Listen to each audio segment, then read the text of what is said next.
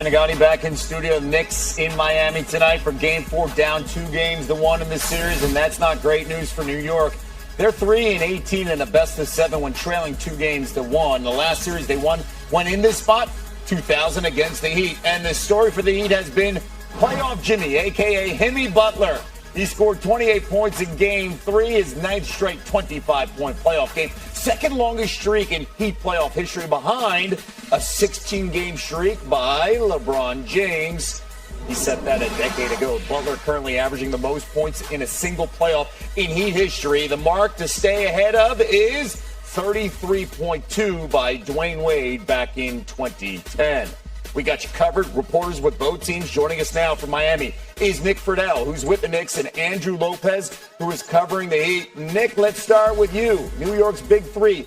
I mean, they struggled in Game 3. What are the Knicks saying about bouncing back, given Brunson and Randall are dealing with ankle injuries? Kevin, they got to hit shots. That's where all this starts for the Knicks tonight. They were 8 for 40 from beyond the arc in Game 3.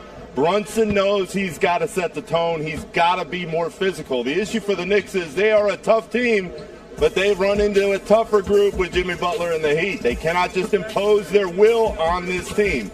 It starts with Brunson being the engine of the offense. The issue for him is that ankle is bothering him. He keeps saying, I wouldn't be out there if I couldn't play.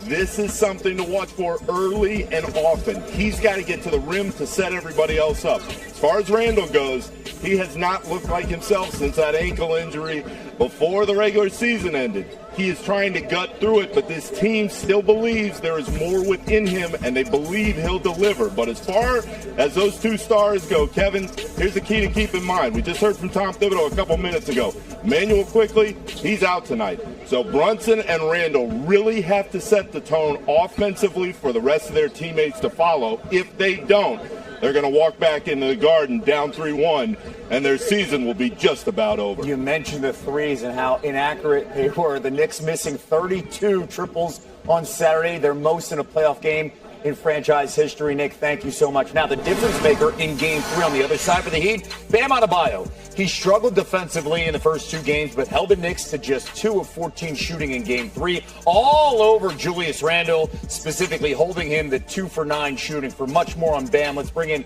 Andrew Lopez. What are the Heat saying about Adebayo sustaining that level of play going into tonight? Yeah, we talked to Eric Spoelstra yesterday after availability, and he said the performance that Bam Adebayo had in Game 3 was dominant, and he doesn't think people realize just how dominant it was. You mentioned the stats, 2 for 14.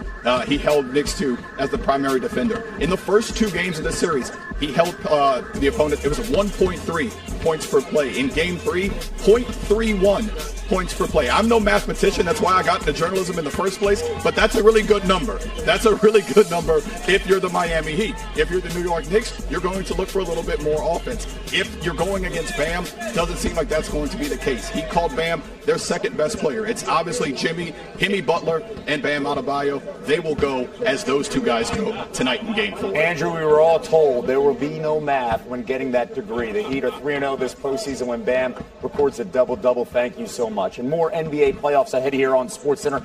How the Warriors' championship pedigree is helping them keep their cool despite the chance of being pushed to the brink. But first, PTI weighing in on tonight's games. Hi, Wilbon. Who needs tonight's game more, the Knicks or the Warriors? Well, Tony, they're both down 2-1 and facing Game 4s on the road. So you look at it and say, wait a minute, they're in the same pre-R. But if you're going to pick a team that you think can come back from 3-1 down if they lose tonight, that team for me would be the Warriors. It would not be the Knickerbockers. And so I think the Knicks need desperately to even that series at 2 and sort of, reclaim home court advantage, if you will. The Warriors could come back from 3-1 even with their road woes this season. We saw them win Games 5 and Game 7 at Sacramento. We know they can do that. The Warriors can answer any challenge. I like the Knicks. You know that you've been teasing me about it for weeks, but I'm not going to the betting window on the Knicks coming back from 3-1. Not doing it. Yeah, people who watch this show and expect us to argue all the time are being sadly disappointed with what I'm going to say. The Knicks need this. much more, because they're actually not as good as Miami, and they don't have a player like Jimmy Butler who can take over a playoff game. They don't have that. The Warriors are as good as the Lakers, and everybody knows that both of those teams are equal, and they both have Hall of Fame players, right? You have great players. You have LeBron James and Anthony Davis. When Anthony Davis is on, he's as good as anybody in the league. You got Steph Curry and Klay Thompson. So in that particular case, you say to yourself, teams with great players can come back if they have to. We've seen it a million times. But the Knicks don't have that player, so the answer, you're right, is the Knicks tonight. Yeah. Yeah, they have an emerging player in young Jalen Brunson, an emerging player who got them, but he's not Jimmy Butler. Into the 5th seed, but not Jimmy Butler in the playoffs, not yet. But tonight should be fun, a fun watch.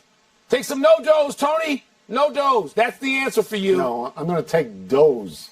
I'm going to actually take doze and go to sleep. You don't even have to. You don't need the assistance. We're done. Back to you. Normally when a star drops 53 points in a playoff game, it's the buzz here in Bristol. But today, the conversations had very little to do with what Nikola Jokic did in Game 4. It's about what happened just off the court with the new owner of the Suns last night. Coley Harvey has more in tonight's SportsCenter report. At first glance, it's just another ordinary play out of bounds.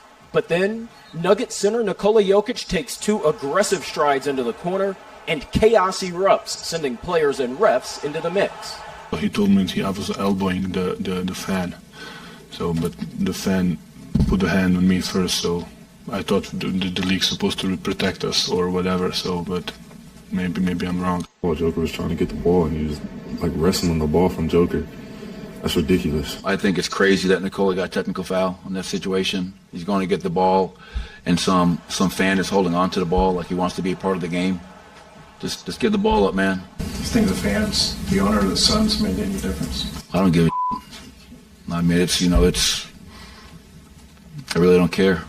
That's right, the man playing keep away is Matt Ishbia, the Suns' new majority owner. But the 43-year-old isn't like some billionaires who own sports teams. Ishbia actually has a very real background on the hard court himself.